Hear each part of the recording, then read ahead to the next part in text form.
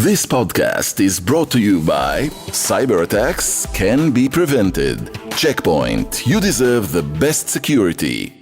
This week on the podcast, we will be discussing the biggest question there is about the future of our planet with someone who grapples with this question more deeply than most. We'll be talking about the elections in Israel that are just over, 6 weeks away or so. Obviously, we will be checking in with national mourning in Britain with the Queen, and we'll be talking about a little bit of extracurricular activities that some of us may have been doing beyond the podcast. We have lots to talk about, Yonit. We do indeed. Jonathan Friedland has written something else that we shall discuss. But for now, I'm Nate Levy of Channel 12 in Tel Aviv. And I'm Jonathan Friedland of The Guardian in London. And this is Unholy.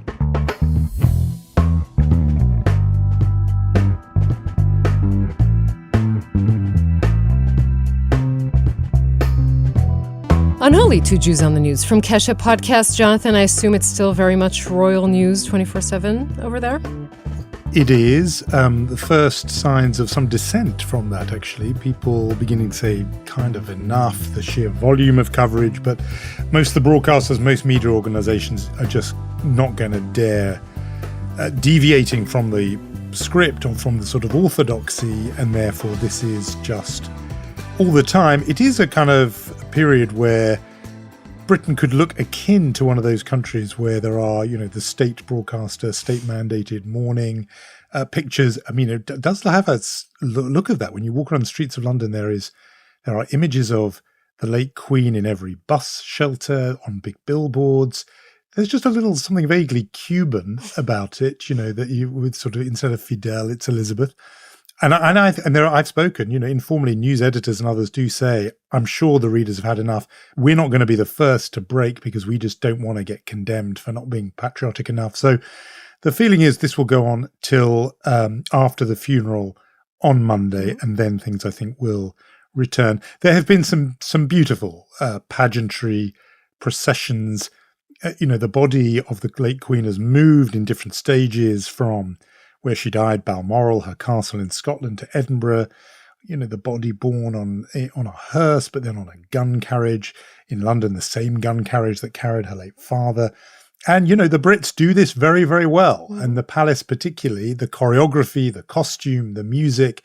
And this is all just the overture to the main performance, which will be on Monday with the funeral. So every night people are coming back from work, turning on the TV and seeing a new and different procession. The new king arrives in Belfast. He visits Wales. The body is moved from the airport to Buckingham Palace, and then it's moved from there to Westminster Hall. Each one has a ceremony. Each one has prayers. Each one has ritual. It's big in terms of volume. The intensity of mourning has now got a focus because people are queuing. They are lining up to see the lying in state, to walk past the coffin. And could that be more British, Yonit, than queuing? British people love nothing more. They don't care about what they're queuing for. They just want to be in the queue. And this is the queue, the line to end all lines, because people are getting wristbands, there is catering. Wow. There's a website where you can track the length of the queue and where it goes. I went down there yesterday myself with my notebook in hand just to talk to people there. And, it's very touching. People want to be part of history. They want to see it. Just tell us the truth. Just confess. The truth is, for 30 hours. Such an ardent royalist. Underneath it all. Underneath it all. As an Israeli, I'm just asking still, I'm stuck in there. What's a queue? No, but I was wondering because we talked last week, and actually we sort of crash recorded our podcast on Thursday night, right after Her Majesty's passing. I wanted to, talk to you a little bit today about her connection, maybe her son's connection as well, to the Jewish community. And obviously there were during history, there were monarchs who treated the Jews differently. Edward I, I'm looking at you. But they were both of them are very sympathetic to the community. Yes, and there has been discussion of that too, the meaning for this community. It's worth sort of making the point that the Jews of Britain are overt in their profession of loyalty to the monarchy. If you walk into any synagogue, I was going to say any Orthodox synagogue, I think it's pretty well any synagogue, not Ultra Orthodox, actually. There it wouldn't be. But if you went into a mainstream synagogue in this country, on a plaque on the wall somewhere will be one page extracted from the Siddur, from the prayer book, and that will be the prayer for the royal family. They do not put up other prayers, but that one gets central billing, often ornately kind of carved, and it will say, as Jews do say in synagogue every week, a prayer to the Almighty that our sovereign Lady Elizabeth, I can say some of it off by heart from growing up, Philip, Duke of Edinburgh, Charles, Prince of Wales, and all the royal family. Oh, wow, you have to change a lot of that. The Lord put wisdom into her heart and the hearts of all her counselors, so that she may deal kindly and truly with all Israel. This is what Jews would say. And the knock-on effect is, you'd go to a bar mitzvah or a wedding, and at some point somebody would make a toast to Her Majesty the Queen, and everyone would stand, get to their feet, rise to their feet, and sing the national anthem. And I, wrote elsewhere this week that this was a long time. I had to be probably 20-something before I realised that this is not normal. And if you go to a normal, English or Scottish or whatever wedding, people don't stand up and belt out God Save the Queen. But Jews wanted to show how loyal they were. And so that's the historic roots of it. And a lot of them felt it. And the other piece of it, which you and I think did touch on a bit last week, is because she was there so long, she herself was very associated with World War II in the whole UK-wide national imagination. But that had a particular Jewish dimension, because Britain, as the country that fought against fascism, the country that was a refuge for an admittedly very small number of Jewish children through the Kindertransport, she became the face of that. And that deepened the bond, and it meant that Jews were prepared to overlook what I think otherwise they'd have been very irritated by, and that is the fact that of all the 120 countries that the Queen visited, she never did visit your home, Yonit. She never went to Israel. Yes, actually there was a media outlet here in Israel, an English media outlet in English, that pointed that out, I think, half an hour after she died. It was like the headline was, "The Queen never visited Israel." It's like, that is a little self-involved, but never mind. But you should note that, of course, Prince Charles did, or King Charles now, he did visit a few times after Rabin's assassination. He was here, and Paris's funeral, and also Prince Philip in a private visit, I believe, after his mother was named righteous among nations, Prince William. So there's I don't want to say a procession of the royal family, but they came here a lot. She herself didn't. I mean, what was withheld was the full pomp of a state visit, or even a visit by the Queen as the head of state. That was withheld. The word is that was a Foreign Office decision, that while there is still dispute about Israel's precise final borders, they didn't want to give the gift of an official royal visit. I wonder if that will now change with Charles. We didn't get onto that, but he has got Jewish credentials of his own. He has been very considerate of, or thoughtful about, the Jewish community of the country, at a point where Jews were feeling very beleaguered here a week before the general election of 2019. You'll remember all the controversy then about the then Labour leader, Jeremy Corbyn, and so on. Officially, it had no link to that, but Prince Charles, then Prince, invited to Buckingham Palace a representative, or not representative, but a few hundred Jews to celebrate Jewish life in Britain. And he did it, I think, to lift the spirits of a community that he thought was feeling, as I say, beleaguered. And that was an indicator of who he is. He also has shown great interest in remembering Holocaust survivors, commissioned a series of beautiful portraits of a handful of Holocaust survivors to hang pride of place as part of the royal collection. So I think he has, actually unusually, because he has a lot of work to do to make himself loved as much as his mother was in other parts of British life. But with the Jewish community, he has pretty good relations, and he starts from a high base, which is perhaps not the case with some other groups in the country. So there is affection. Some have even noticed, by the way, the fact that he has taken the name Charles, because it was Charles II, the last King Charles, who at the very least did not reverse the royal edict which allowed Jews to come back to Britain just over 350 years ago, after they had been expelled in 1290. So Charles, there is some affection there. And as I say, I think there is a dynamic where the Jewish community wants and revels in being loyal, not revels, it's the wrong word, where the Jewish community wants to signal its loyalty to the crown.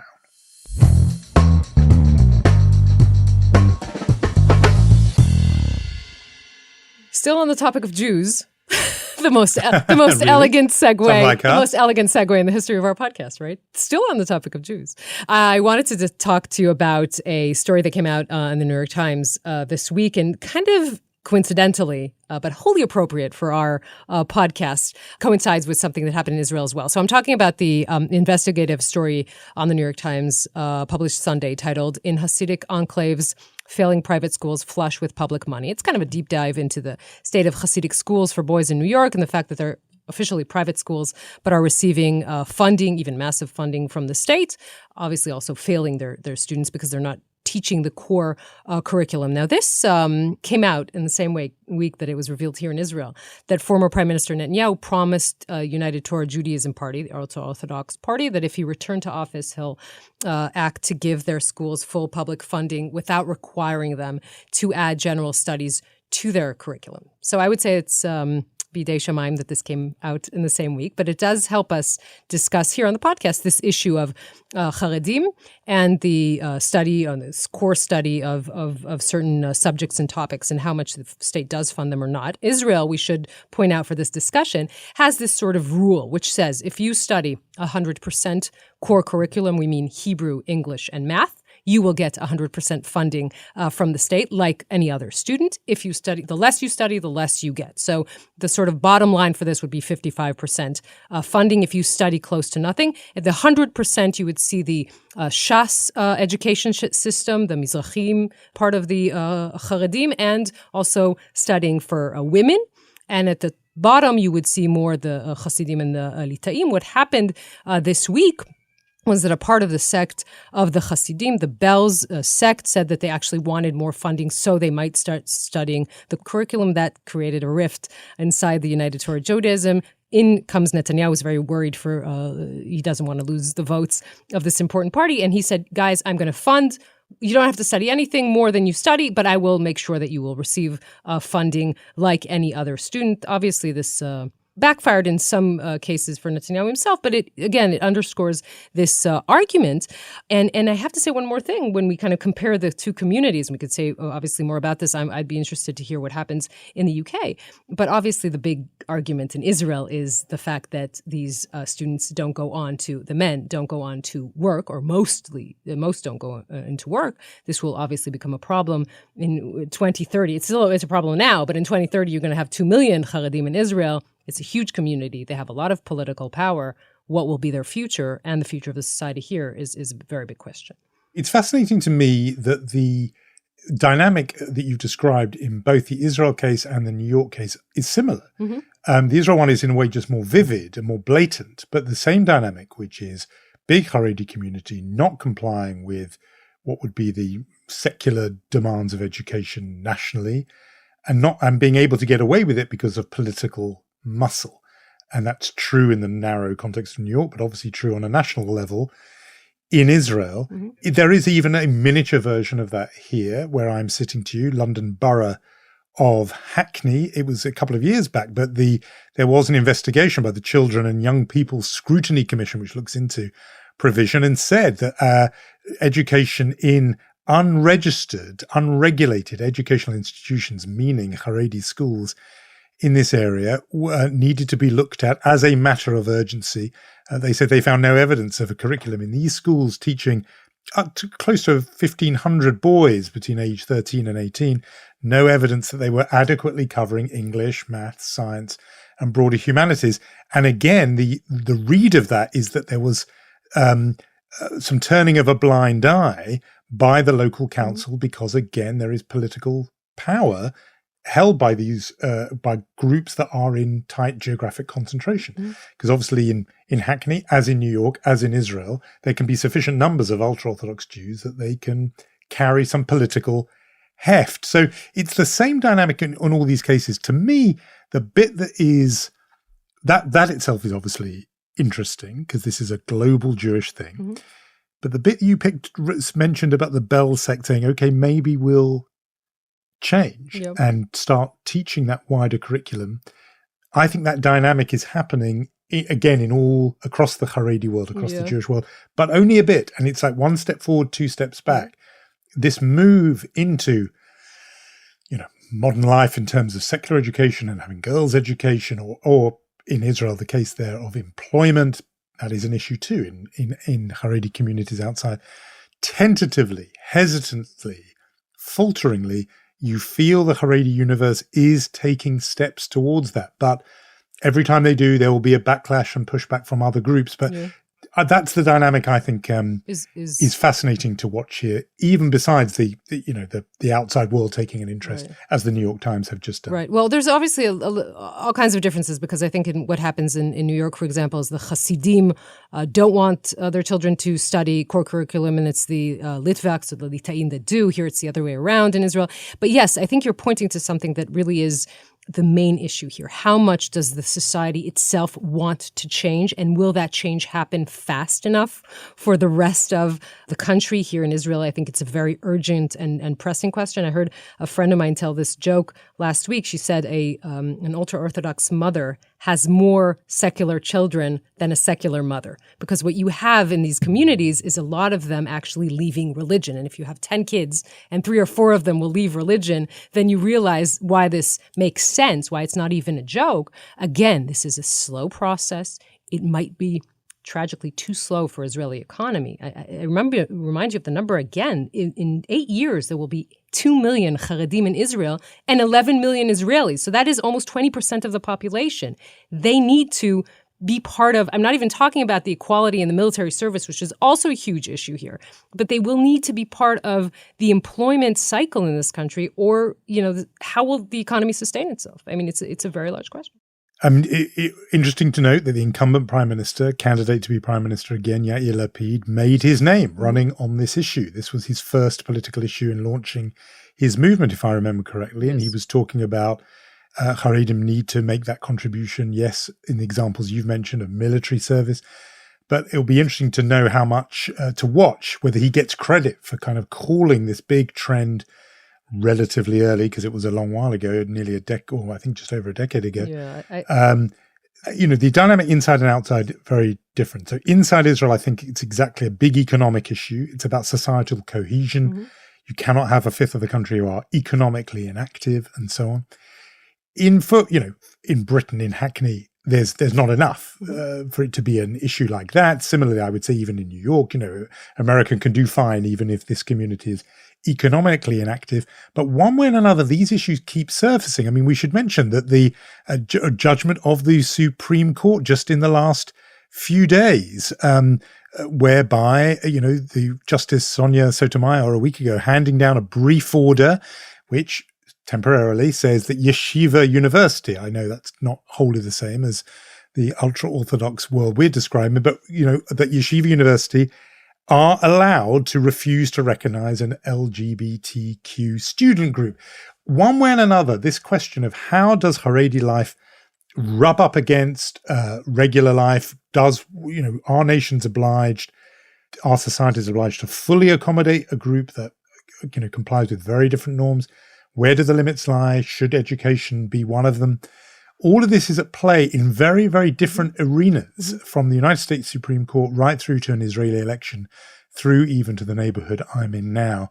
The former chief rabbi of this country, Emanuel Jacobovitz, used to say to when young Jewish leaders would come and see him, he would say, "What are you doing to plan for handing over the keys of British Jewry to the Haredim? Because that will happen," he used to say. And now, if you look at 1 in every 2 Jewish births in this country is Ultra Orthodox. And so that is where the long-term demographic trend is going, unless people leave. And I'm not sure the numbers are there for that outside Israel, although amazing to think inside.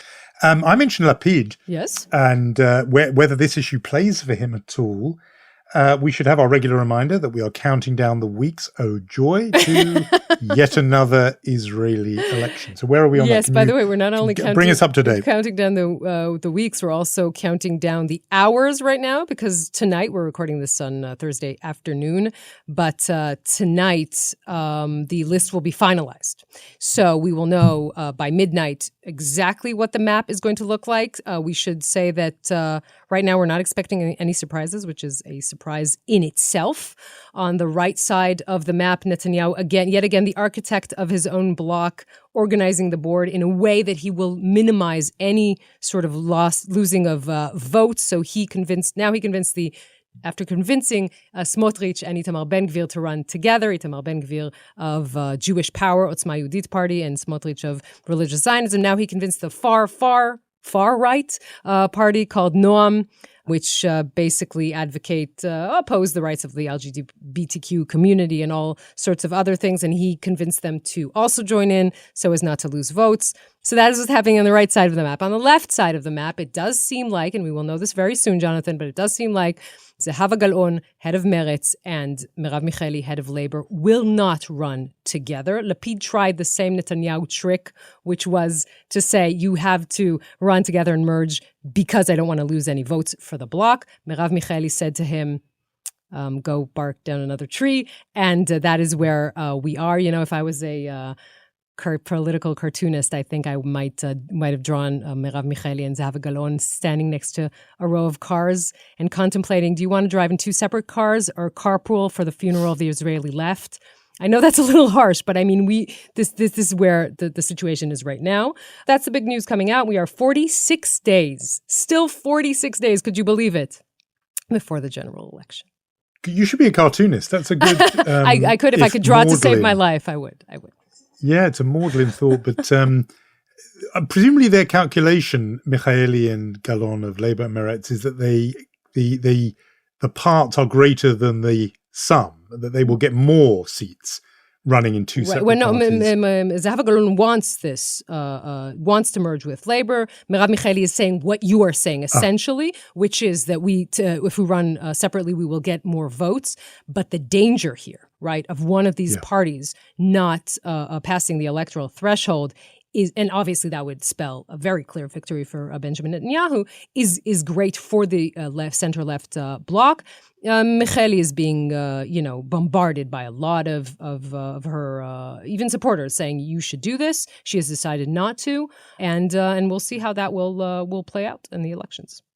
And it will be a rerun of that campaign that's happened 4 or 5, if not more times, which is Meretz saying you must come out to their supporters. It's it's existential. Yep. We will be extinguished if we don't make it over the threshold, and that happens every time. It's called the Gewalt campaign, right? That's what. But it would be real. I mean, talking about funeral of the Israeli left, if they don't make the threshold and all those thousands of votes go to waste, that will be huge. I just want to say something about what you said before about the unification efforts of Netanyahu to consolidate the right. I know we've said it before, but worth remembering, the parties you mentioned, Ben-Gvir, the others, these figures were their predecessors, their forerunners, Meir Kahane particularly, were shunned, not just by, the Israeli center and left, but by Likud, by the right. Yitzhak Shamir, Netanyahu's predecessor as Likud leader, would have nothing to do with those people. And here he is acting as, shadchan, matchmaker, bringing them together so they will be a big bloc in just a single generation. That is a huge change in the politics of the Israeli right. And even the mainstream right that Netanyahu claims to represent, he is breaking from what Likud did in the face of these quasi-fascistic or even fascistic figures 35, 40 years ago. So that is a big and dispiriting shift. Before we leave this, what about the party of the previous Prime Minister, Naftali Bennett? I mean, people who him. I know he's not himself running. I'm glad you asked. But he did have a party. What's happened to them? Oh, they're not. The party kind of imploded. So parts of it wasn't so large to begin with. Let's remember there were about 6 members of a Knesset. So it kind of went to different directions. So one of them joined the Benny Gantz party, and one of them joined the Likud. 2 of them actually joined the Likud. Ayelet Shaked is a big story here because she is left basically with no party, and it's not very clear if she will at all pass the electoral threshold. Just goes to show you, I mean, obviously she was the right hand, I don't want to say man, but right-hand woman for Bennett for a very long time. It goes to show you the sort of roller coaster that is Israeli politics.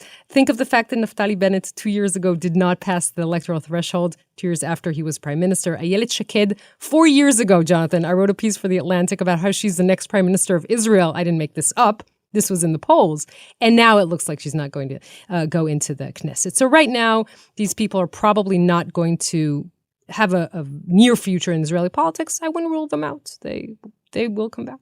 Yeah, comebacks are always possible in politics in general, but in Israel, I think more than anywhere else, it is the land of the comeback.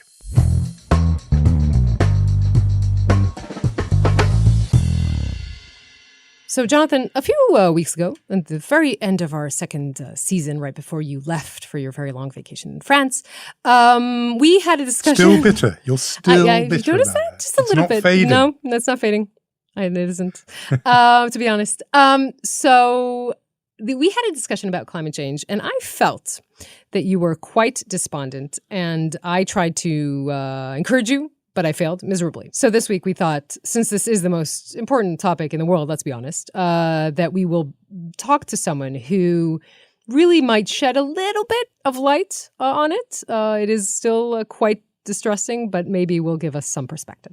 David Wallace Wells is a writer for the New York Times, author of the best-selling The Uninhabitable Earth, Life After Warming, widely regarded as one of the sharpest minds writing about the climate crisis today, and in a way that clarifies not just the dangers of the path we're on, but also whether or not we can get off that path. Welcome to Unholy, David. We're very glad to have you. I thought we would begin, partly just because of where I'm sitting in London, where in Britain, which went through unprecedentedly high temperatures this summer, and heat waves across the continent, but also now going into this energy crisis simultaneously, where people don't know how they're going to, warm their homes through the winter. I mean, it just seems like this sort of two-pronged crisis, and you've got this odd situation where even countries who are on the kind of path towards renewable energy, Germany comes to mind, are now actually scrambling to get, fossil fuels out of the ground. Even apparently Germany now generating nearly a third of its electricity from coal because they can't get Russian gas anymore. I mean, it seems as if these are these two forces and they are pulling in opposite directions because, one of them is actually making the climate crisis situation worse. How bad, as we brace ourselves for this next European winter, how bad do you think it's going to be? Well, first of all, thanks for having me. It's great to be in conversation with you and great to be here. I think that my sense of the European winter is a little less bleak than it was a month or 6 weeks ago. It seems to me that there's been better storage of Russian gas than we feared was going to happen. The continent as a whole has managed to this point, manage relatively well without any of that gas. Of course, the winter is going to be harder, but I think that the measures that are being put into place now suggest that what is likely to be experienced as a crisis of prices abated by government support rather than a true energy shortage, which did seem to me to be possible as recently as a month or two ago. That's not going to be comfortable. It's not going to be happy, but it's not going to be quite as bleak as I think many people feared. I think in the long run, these forces are not really pushing in opposition, though I think that they are pushing in the same direction, which is to say, I think that this energy crisis has taught Europeans, but truthfully everyone around the world, that depending on, bad behaving autocrats for your energy is not a great bet. And that had countries like Germany, for instance, moved even more quickly to move into renewables over the last decade or two, they'd be much less vulnerable to this kind of blackmail and exploitation today. The problem, as I see it, is that a lot of politicians across Europe and in the UK are taking measures that don't seem to appreciate that dynamic, which is to say that the long-term lessons of this crisis really do point towards a green transition. We've seen in the UK, the new prime minister is, not just including fracking as part of her response, it's basically like the centerpiece of her energy response to this crisis, even though it's not possible to engineer a fracking revolution fast enough to have any influence on this crisis at all. It's like the equivalent of building a new nuclear plant. It's just going to take a long time to get off the ground. And you're seeing somewhat similar dynamics elsewhere around the continent, where you have all of this new liquid natural gas infrastructure being built, which, the truth is in the short term, I don't begrudge any of these leaders for scrambling to get fossil fuels. I think that it's what you have to do to make sure your citizens don't freeze through the winter. But if you're making investments that are going to require operations for 20 or 30 years from now, I think that's really a bad set of decisions and investments. And it's frustrating. It's also a little bit confusing to me to see it happening, given how seriously, as recently as a year ago, I would have said the EU as a whole was taking the climate crisis. They have been very happy and very proud to be leaders on that issue. And here you see a much more complicated response to this prompt. So I think we're seeing a sort of in theory, this should bring about a faster transition on the decade timescale. But I'm not sure that the people in power are really learning that lesson or implementing it in terms of policy in the right way. Mm-hmm. I think we're heading towards a climate future over the next few decades that could, in theory, be manageable from the perspective of wealthy countries trying to protect their citizens and ensure, continued human flourishing under these conditions. The conditions are much more intense. They're much more jacketed, much less predictable. But in theory, we could prepare for them. The challenge is that we're just not seeing that level of focus, commitment, or conscientiousness about just how much disruption is coming and just what would be required to produce that level of protection and security under those conditions. So it's not like we're heading into a climate apocalypse where nothing is possible, at least not over the timescale of the next few decades. But we are heading into a world in which we are going to need much, much more of a prioritization on the part of our political leaders around how do we navigate a world defined by ever more climate disruptions like the ones that we've seen this summer. And in fact, of course, they'll get considerably worse as warming gets worse too. Jonathan's really glad to hear that we're not going towards a climate apocalypse, because he's kind of sure we are, Jonathan, aren't you? Well, I'm worried about it even with what you've said, because even on your optimistic scenario, it requires, and I hear this from other people who immerse themselves in this, which is they always come out saying, look, in the end, don't give up, don't be fatalistic, don't be defeatist. It's okay, so long as all the world's leaders gather together, coordinate their action, realize that climate is the number one priority. And so you have to imagine a world where every country is led by a very sort of benign, progressive, forward-looking thinker, and there's no Donald Trump, no Vladimir Putin, no Xi Jinping, etc. So tell me how we get to that point without, crossing our fingers and just being utopian.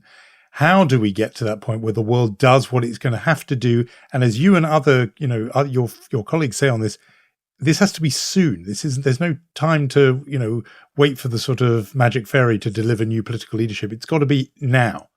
Yeah, it's one of the scariest things about these timelines is that we can't wait for the next generation, the climate conscious generation, to graduate into power. I would say a few things. The first is I sometimes do think of myself as an optimist, but very few people think of me that way. I'm much more often thought of as an alarmist, and that's because I do think that the changes that we have already made inevitable are quite dramatic. They are going to produce a level of warming, even in a sort of a best case from here scenario that scientists long called dangerous or catastrophic. Island nations of the world have called it genocide. African climate diplomats have called it death for the continent. I think some of that is probably a little bit hyperbolic, but the challenges are enormous. And the obstacles to a happy, prosperous, stable, just future imposed by even the best case scenario climate changes are really, really significant, beyond anything we've ever seen before as a species, because we are already outside the range of climate temperatures that enclose all of human history. So we are already in unprecedented territory today. Now, in terms of how we can think, how hopeful we should be about whether we will hit that sort of best case scenario of 2 degrees, maybe even in theory a little bit below 2 degrees of warming, I think that there have been some real changes to the landscape here that make the dynamics that you're describing, the challenge of the geopolitical challenges, actually a lot easier to solve. And that is basically that as recently as 5 years ago, certainly 10 or 20 years ago, when we were talking about these challenges, we were talking about shouldering a burden by decarbonizing. We were talking about making energy, which is to say all of economic life, more expensive and difficult. We understood to some degree at some level that we had to do it, but we thought it was going to be hard. It was going to be a moral undertaking. That aspect is still there. This is a moral undertaking, especially when you consider how much more responsible for these changes and damages countries of the global north are compared to those in the global south. I just saw an amazing stat today that Pakistan, which is at the moment still a third of the country is still underwater, has produced in its entire history the same amount of carbon emissions that the United States produces every single year. Wow. Just to put that context and responsibility in mind. But we thought of that challenge as primarily a moral humanitarian one, which is, I think, one reason why we moved so slowly on it. But there has been a revolution, particularly in the price of renewable energy and assorted technologies over the last decade. These things have fallen like 90% in price. And we expect that there have been a couple of supply chain bumps over the last year, but we expect that at least the direction, if not the scale of those declines, will continue, which means that today, in 2022, it's been estimated that 90% of the world's population lives in places where renewable energy is cheaper than dirty energy. Mm-hmm. In some places, it is even cheaper to build new renewable capacity than to continue running old fossil fuel infrastructure, which means that the barriers to uptake are not any longer economic, and the challenges are no longer to be better people to solve this problem. We have political economies that were built in part around fossil fuel interests, and they're slow to move.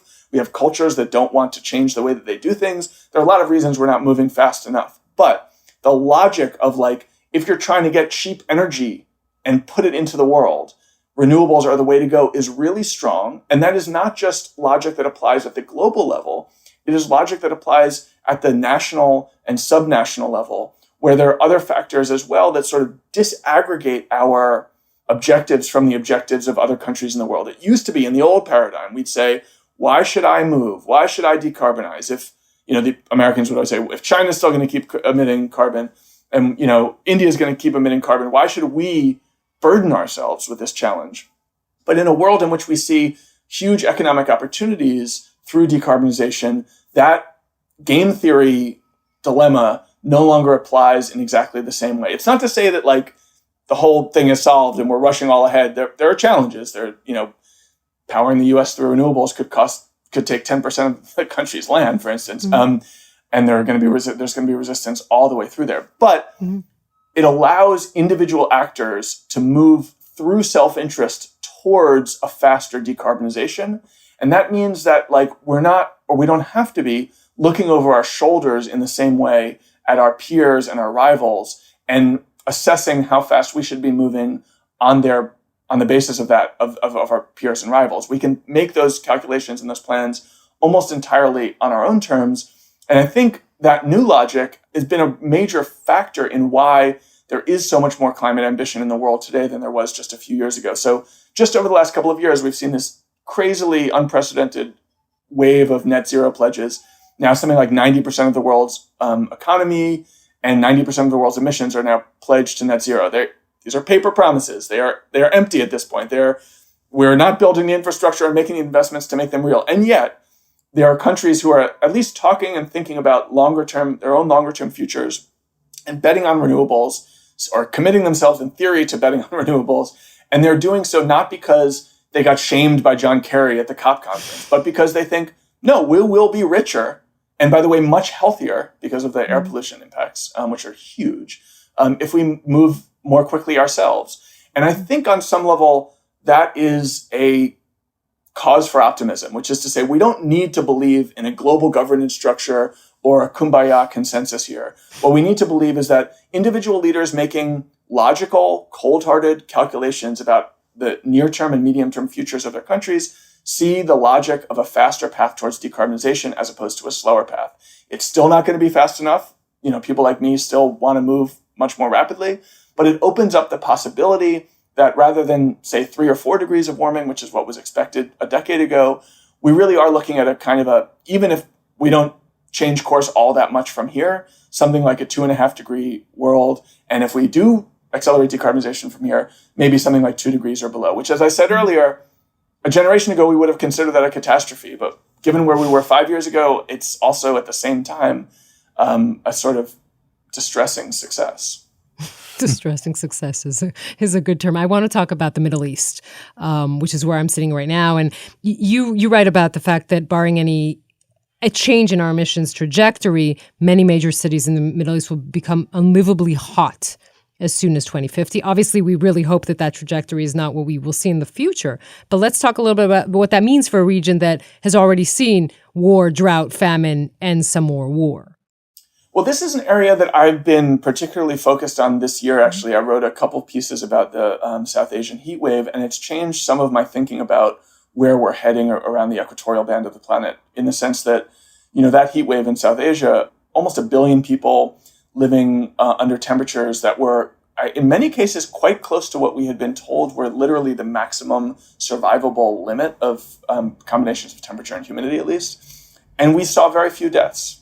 Now, I think that is in part a sign of how bad the medical data is coming out of India and Bangladesh and Pakistan. But I also think that it's to some degree a sign that we may have miscalculated or misunderstood the way that heat stress and heat risk works, especially in the parts of the world that are familiar with heat and have individual and cultural practices and traditions that allow them to protect themselves, at least in a sort of single exposure, short duration kind of a way, from some of these intense heat waves. That's not to say that, fast forward to 2050 and everything's going to be fine in the Middle East or the subcontinent. It's just to say that a lot of the science that we had about what the human body can endure is science that was gathered in labs in Northern Europe with people who are comfortable and familiar with only much lower temperatures. And I think that there is actually a significant delta there between what is risky for people in Northern Europe and what is risky for people in the Middle East, Sub-Saharan Africa, and South Asia. And, the truth is that when we think about recent catastrophic heat waves in terms of human mortality, by far the two biggest ones were in Europe, the 2003 heat wave and the 2010 heat wave. And those temperatures were much lower than temperatures that we see actually quite regularly across South Asia and the Middle East. And yet European citizens were simply, and polities were simply not prepared or capable of responding to those. I think they're a little bit better now, a little bit better prepared now, but still, even so, we saw heat wave deaths in Spain and Portugal in a single weekend that, at least according to the official tallies, exceeded by a factor of 10 the total number of official deaths in South Asia, where, as I said earlier, 1 billion people were living for a period of 2 months, with higher temperatures. That tells me that, this is an incredible stressor. It requires, it will ask a lot of us, but it may be the case that some of our intuitive expectations for who is most vulnerable and who is most resilient here are not precisely accurate. And that, in fact, we have a lot to learn from some poorer countries in the world about how to handle heat, rather than just assuming that the thing that they need is air conditioning. Now, that all said, I know I've talked to a lot of people who spent 2 months in Delhi not leaving their homes during the middle of the day. And so when we talk about adaptation, it's easy enough to sort of think of we're going to solve that through technology or policy. A lot of these adaptation measures are quite painful. They're quite difficult to endure at an individual level, and certainly at a social level, at an economic level. You'll see huge setbacks. Even before the flooding in Pakistan, the heat wave impacts in Pakistan, the economic impacts were quite large too. And so I think what we're looking at is a future in which, in many parts of the world, for periods of the summer, there will be days when it is dangerous for some people in those places to go outside and work outside. Mostly dangerous for older people, for people with comorbidities, but to some extent for young, healthy day laborers too, especially if they're really laboring outside. And that means that we're going to see a sort of evolution of social behavior and patterns in those places. Probably we're also going to see the regular occurrence of some amount of heat stress and heat death. But I think as likely, or as part of the same story, we're going to see labor laws passed in which you're not allowed to do construction after 10 a.m., as I think is already the case in parts of Saudi Arabia. Changes to the way that agricultural labor is done in the same spirit, a lot more cooling infrastructure, and especially more informed public warning and public information systems that to some degree mitigate the direct damages of extreme heat. But, that's all to say that, as I sort of said about the European situation too, we can, in theory, if we're all working together and making the right investments, we can, in theory, navigate around these challenges. There will be costs. People will die of extreme heat. People will also suffer from extreme heat, short of death. But we can engineer a future that allows us to live somewhat normally under these conditions if we really, really focus on it and prioritize it. The challenge is we're doing that almost nowhere at a policy level. The shortfall on adaptation measures is, I think, even more significant than the shortfall on decarbonization. And especially when you're talking about things like new cooling infrastructure and, the billions of people who lack air conditioning across the hottest parts of the world, there is really some significant question about resource availability and public support. And I certainly don't want to be sounding too optimistic about how that'll all play out. Don't worry, you're not sounding too optimistic. You don't need to worry on that score, David. Let me ask you this. It may be our last question. And it's about the politicians moving, particularly in the democratic world. You've said if we did what we could do in terms of mitigation, adaptation, but also reducing our carbon emissions, yes, it would be possible to manage this. We're not doing that yet, and we're not doing it because politicians in the democratic world respond to public opinion. And so I want to ask you about public opinion and how it can be moved. Why is it that at the moment publics in democracies are not banging the table and demanding their politicians do the very things you're talking about? Is it, in your view, because they just don't believe the seriousness of the threat that you and your new book warn them of? Or is it what I like to call the kind of don't look up syndrome? People will have seen that movie about the comet hurtling towards Earth, which is they kind of agree and accept that it's coming. The comet is hurtling towards Earth, but they would rather focus on almost anything, including, Beyonce and Twitter, And so what do you think it is? Do the publics not believe the warnings you and others are giving? Or is it don't look up syndrome? I think it's both and many other factors at the same time. I think that we have an incredible capacity for normalization. So even as we get alarmed when we see wildfires tearing through London or, literally what was called a climatologically unprecedented heat wave and drought across China or these unbelievably horrific floods in Pakistan, 3 months from now or 6 months from now, we will have sort of recalibrated our set of expectations so that we're no longer alarmed by that.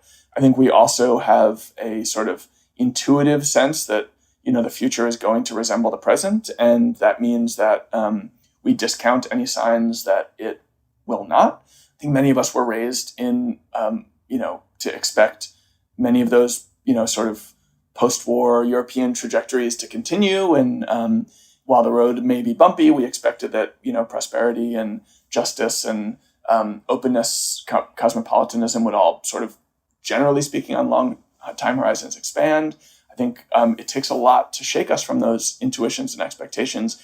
And in truth, I think that at a really global, big picture, historical level, the news of climate change is still new. I mean, we're talking about 30 years, basically, since people started talking about it loudly in public.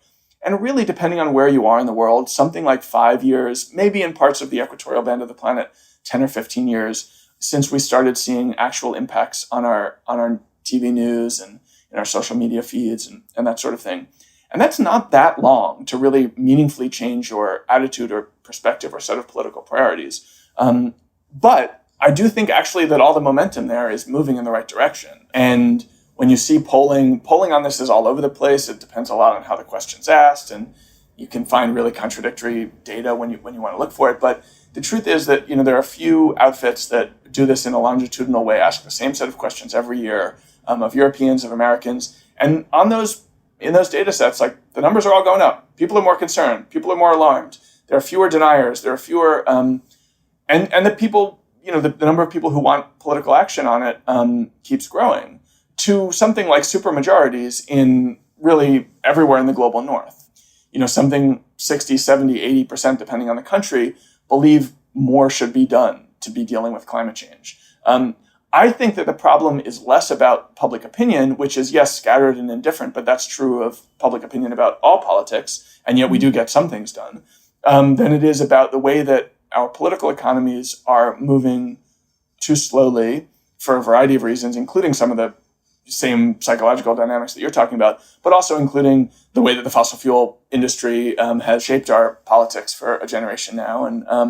and also because politicians are scared of change. And what a true green transition really represents is a quite dramatic overturning of almost everything about the way that we conduct our lives to this point. Now, that's not to say that we can't preserve all of the most important things while still making sure that the world doesn't have to run on carbon. That is possible. But nevertheless, it is an enormous project to basically rebuild all of the world's infrastructure, all of its energy systems, rethink the way that we grow food, rethink the way that we build buildings, rethink the way that we do public transportation, heavy industry, like everything needs to change because everything runs on carbon. And that is a huge, huge ask. But as I say, even there, I think that politics is beginning to reflect the public opinion and beginning to reflect the crisis more and more. Not nearly as much as I would like, not nearly as much as many other people who are most concerned about this would like. But if you think about where a country like the US was 10 years ago, 20 years ago, where a country like Britain was 10 years ago, 20 years ago, actually the momentum, the direction of change is very clear. These are countries actually that are cutting emissions. In the case of the UK, pretty dramatically. And whether the rest of the world is moving at the same speed, whether we can accelerate those trends, it's an open question. I'm, relatively speaking, skeptical. But I do think that, if we had an infinite timeline here, we could be quite sure that we are moving in the right direction. We are moving in the right direction. The problem is we're also already living in an unprecedented climate. It's going to get more extreme and more disruptive as we get warmer. And we are moving far too slowly to arrest that story, our descent into climate disruption. We're moving much too slowly to arrest that before we hit some really, really uncomfortable, bumpy futures. But, that's history. David Wallace Wells, thank you so much for, on the one hand, making us terribly worried, but on the other hand, for this not entirely depressing conversation. Thank you. It was such a pleasure talking to you. Thanks so much for having me. Great to talk to you guys. Thank you, David.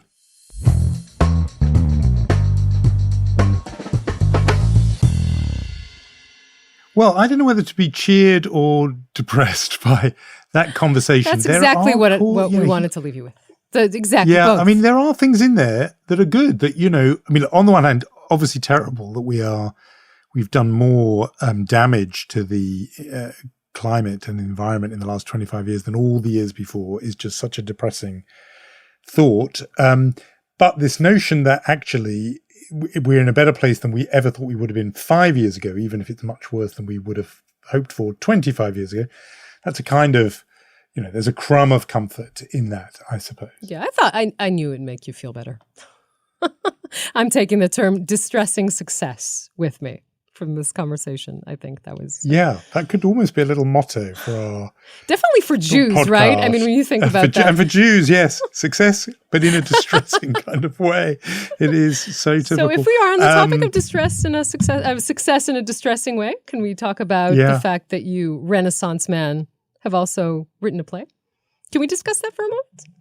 We can talk about that. That is very nice of you to mention that. It is quite true. Although the quibble would be, have I written a play? I mean, this is a piece called Jews in Their Own Words, which opens at the Royal Court Theatre next week for previews starting Tuesday. But it's formed from interviews that I did with 12 British Jews, and I took their words from 180,000 words of transcripts, long interviews with 12 people, and edited and cut those and curated them in such a way to form a sort of 2-hour dramatic piece. So it's something completely different for me, really, really very new, but it has one foot still in journalism. But yeah, it's meant to be dramatic. It's meant to be entertaining, but hopefully it will also be stimulating for people to understand or think about antisemitism, which is really the theme of the play. I read it. I haven't seen it, obviously. To me, what's amazing about it that it was some parts of it were new to me. I mean, not the history, obviously, but the sentiment, right? What it feels like to be Jewish in Britain, and it really is. It's gutsy. I have to say that it is. I don't know if that makes you happy or not, but it is. I mean, to put this whole topic and to discuss it, kind of put it on the table. And from what you've taught me about a British jury, they're not usually the bunch that would talk out loud, and they're more socially reserved. And now this is front and center. It is very present. And I wonder kind of what happened or what changed for the community and maybe even for you, that this has become something that you can talk about openly and very clearly. I think you're completely right that it's changed, because a generation ago, and more, Jews were definitely minded to keep their heads down, to keep their head below the parapet. Don't make a fuss. Don't draw attention to yourself. In fact, a couple of, I was going to say characters, their interviewees in the play say that. They talk about what they were told by parents and grandparents, telling them, don't tell people you're Jewish. If they don't need to know, don't say. Mm-hmm. You're lucky. You've got a name that doesn't sound Jewish. Hide in plain sight, was the advice of one father to a daughter. So we have that there, and yet something absolutely did change.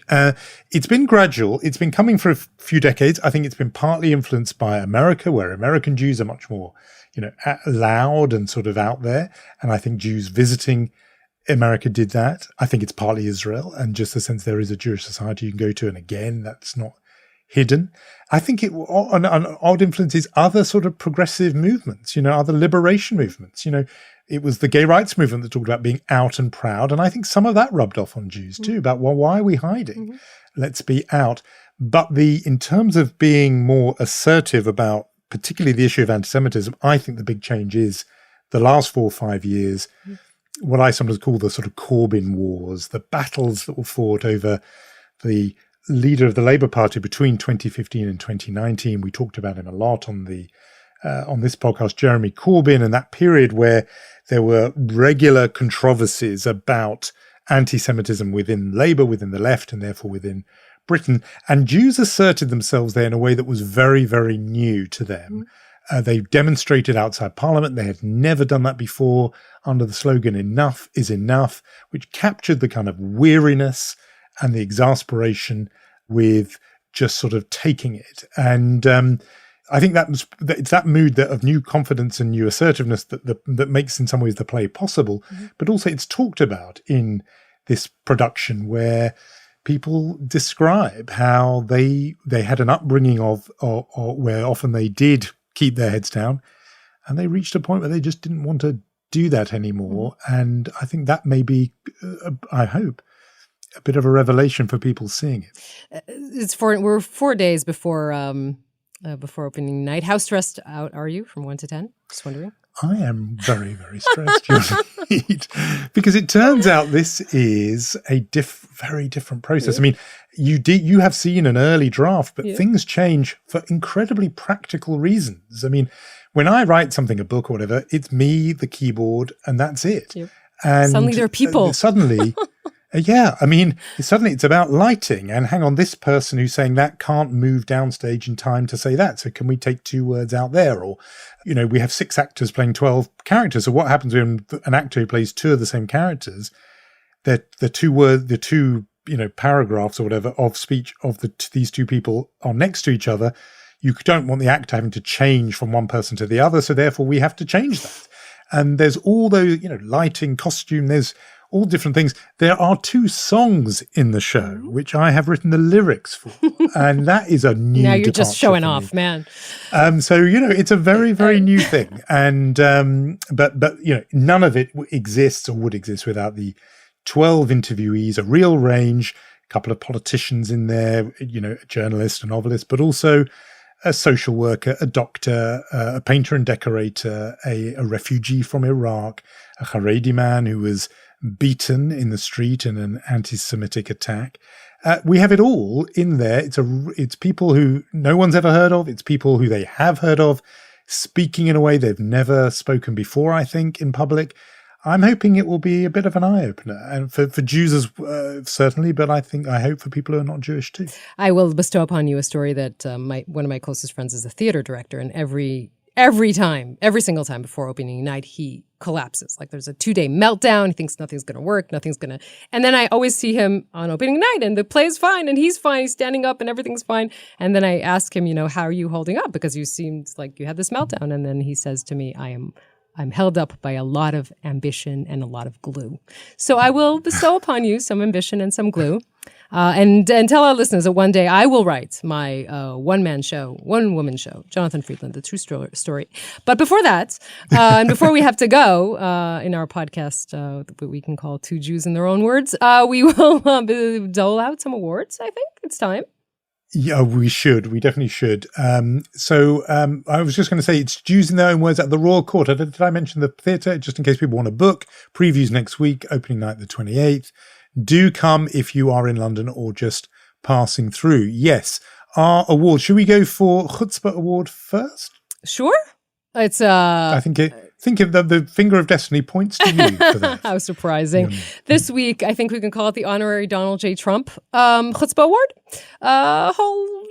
We put together a few stories all related to the 45th president. So first of all, a new book by friends of the pod, Peter Baker and his wife, Susan Glasser, two great American journalists that claim that Trump offered the West Bank to King Abdullah of Jordan. We should say maybe a land in dispute between Israel and the Palestinians. Trump offered Abdullah what he called a great deal, and Abdullah later recalled the offer, speaking to American friends, saying, "I thought I'd have a heart attack." I know that we know the former president knows a lot about real estate. This is not your building to sell, sir. So that is what we can say about that story. Another related story from perfect chutzpah, actually. It is quite perfect. And this is a little sort of also connected to Donald Trump, although not involving him directly as the Chutzpah Award nominee. But this is a story coming out from a different book by a former advisor to Trump, Peter Navarro, saying that some of Trump's advisors, like Steve Bannon, trying to oust Kushner, who was obviously his senior advisor and son-in-law, and they wanted to do it during Shabbat because Kushner is an observant Jew, so they wanted to try and do this in Shabbat. The episode is titled, by the way, Shabbat Shalom and Sayonara, I think, or something of the sort. This obviously didn't work, but still, that is a funny story. Good and worthy nominees all. Some of them dictionary definition chutzpah, selling land that isn't yours. I do particularly love. Donald Trump has got a bit of a lock, I feel, on chutzpah, one way or another. We should tot up how many times he's, or he or Trump-adjacent folk have been nominated. For Mensch, I wanted to give, I was all ready to hand out a Mensch award at a certain stage of a football match on Wednesday night for the Maccabi Haifa player who got the first goal against PSG, delighting Jewish sports fans the world over. But it didn't really turn out, though, did it? Because Haifa went one goal up, and then it was 1-1, and they lost 3-1 on the night. So no Mensch award, I'm afraid. Well, an honorary mention. Similarly, because we were talking about educational achievement before and how Haredim are at the bottom of the list when it comes to eligibility for the Bagrut, the sort of baccalaureate equivalent in Israeli education. Top of the list, it turns out, by group, are Druze students. The word Druze is mentioned in my little play, by the way. I won't tell you how, but it's funny how it comes up. But anyway, I think Druze students reaching highest eligibility academically, given some disadvantages that community may well have, I think is deserving of mention. But I wanted to give our mention of the award a week posthumously. I think we may have done this 2 weeks running, given Queen Elizabeth last week. But it's interesting to me that Jonathan Sacks, the late chief rabbi of this country, was honoured for the second year running for the Sacks Conversation, which is hosted annually, held in Jerusalem in the office of President Herzog, where he and the First Lady greeted the widow of Jonathan Sacks, Lady Elaine Sacks, for a conversation and just to remember his enduring legacy. Present were luminaries from Israeli society. It just strikes me that something fascinating has happened since the death of Jonathan Sacks a couple of years back, at a relatively young age of 72. In the 2 years since, the legend, the sort of fame of Jonathan Sacks has, if anything, grown. And this is arresting to me that this has happened. Big following anyway, a tremendous speaker, writer of some really important books. But thanks to, I think, technology, people are watching online videos of his talks, videos of his lectures. And listening and on it's podcasts. Wrong to talk about. There's a podcast that you can listen to, his exactly, shiurim, his lessons. Yeah, I mean, there is a real following for his teachings. And it's an interesting notion about our 21st century world where dispensers of wisdom, rabbinic wisdom and other forms of wisdom, in some ways never die, because thanks to technology, their teaching lives on. And I noticed that he is quoted and cited, people tell me, at weddings and bar mitzvahs in Britain, but in Israel, in America. He's a rabbi whose impact seems only to grow even in death. And so a mention of the week award for Rabbi Jonathan Sachs. Agreed. So we will say our thank yous. Before we do, we should mention that our next week's episode is going to be a special one. We will boldly go where this podcast has never gone before. That's all I'm going to say to tease it. And do remember to follow us on Instagram, on Facebook, where we are Unholy Podcast. Do make your comments, thoughts, suggestions. We do like to see those. Generally, do what you can to spread the word. And we will say our thank yous to Gaia Glaser, Omer Primat, Romatik, Yair Bashan, and we shall meet next week, Jonathan. Looking forward to it.